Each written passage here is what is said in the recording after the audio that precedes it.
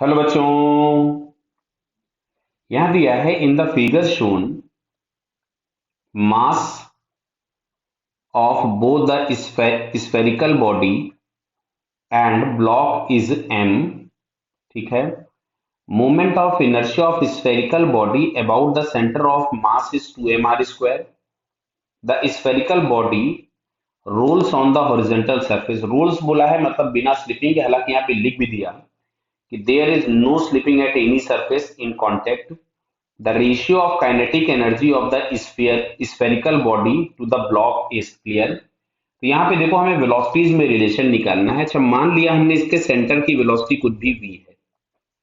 Clear है बेटा। तो अगर प्योर रोलिंग होनी है तो ये जो पॉइंट ऑफ कांटेक्ट है इसका जो रिजल्टेंट वेलोसिटी होना चाहिए जीरो। तो ट्रांसलेशनल वेलोसिटी की वजह से v नॉट से आगे जाएगा और रोटेशनल मोशन की वजह से पीछे जाएगा, और पीछे जाएगा ये आर ओमेगा से, और इस वाले पॉइंट का सेंटर से डिस्टेंस था 2r। तो प्योर रोलिंग होने के लिए दोनों वैल्यूज आपस में बराबर होनी चाहिए, यानी v not is equals to 2r omega. क्यों? क्योंकि बॉटम मोस्ट पॉइंट की इंस्टेंटेनियस वेलोसिटी जीरो तभी होगी जब ये दोनों कैंसिल आउट हो जाएं। यानी यहां से ओमेगा जो हम लोगों के पास मिला that is v not by 2r। Clear. अब सुनना अच्छा आगे आते हैं हम लोग। इस ब्लॉक की वेलोसिटी को अगर हम कुछ भी v लिखें तो इस पॉइंट की वेलोसिटी भी v होगी, इस वाले पॉइंट की वेलोसिटी भी v होगी, इस वाले पॉइंट की वेलोसिटी भी v होगी, और ये जो पॉइंट हम लोगों के पास है इसकी वेलोसिटी भी v होगी। इसको हम कोई भी पॉइंट p लिख देते हैं। तो अब जो पॉइंट p है जिसकी वेलोसिटी हम लोगों ने v लिख रखी है, तो इस पॉइंट की वेलोसिटी होगी v not plus R omega. क्यों?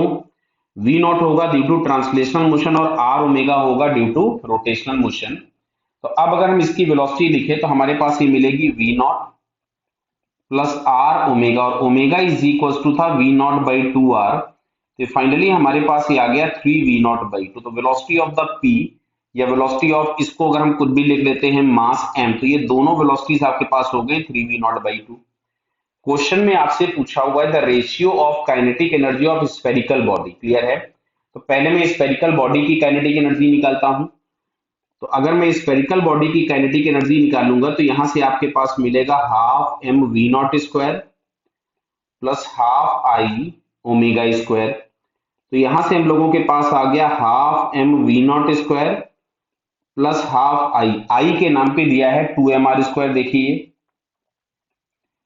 तो 2mr स्क्वायर, और ओमेगा की जगह पे लिखा था v नॉट बाई 2r, तो इसका मैं स्क्वायर करूंगा तो v not square upon 4r square आपको मिलेगा।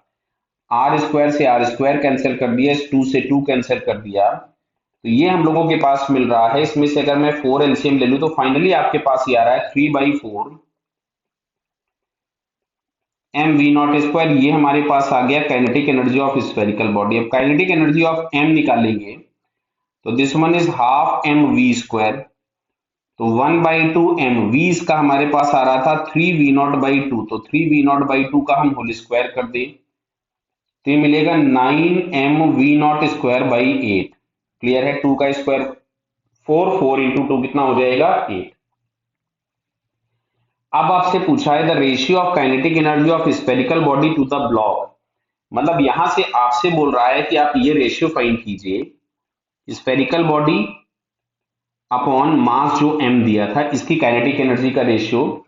तो दिस इज 3mv0 स्क्वायर/4, और ये हम लोगों के पास यहां से आ रहा है 9mv0 स्क्वायर/8। एम वी नॉट स्क्वायर से M V not square cancel हो गया, इससे हो जाएगा ये 2 टाइम्स और इससे हो जाएगा ये 3 टाइम्स। मतलब फाइनली आपको जो रेशियो मिलता है दैट इज 2:3। तो 2:3 यहाँ पे हम लोगों को ये थर्ड ऑप्शन में दिया है, so it's third answer is correct. Clear बेटा? Okay, all the best.